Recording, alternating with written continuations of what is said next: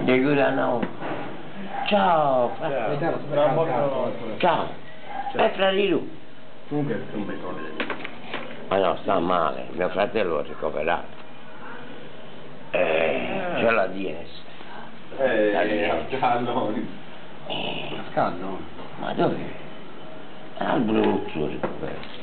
Tu figurati, c'è mia sorella che va, c'ha il negozio.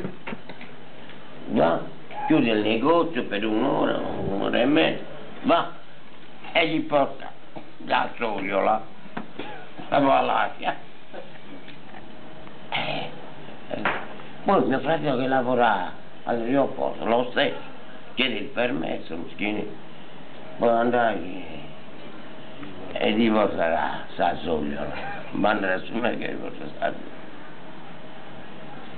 Addirittura mia sorella lo stesso, c'ha il suo negozio, quella chiude il negozio lo stesso, un'oretta, poi andare sul mercato, picchia di compra la sogliola, oddio, la sogliola, e non ha mai, tutti i malati a 10 va a pagare fetti sogliola, e l'unica cosa che ci passa da tutta questa porta.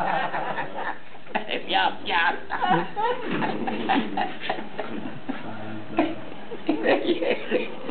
Volete ma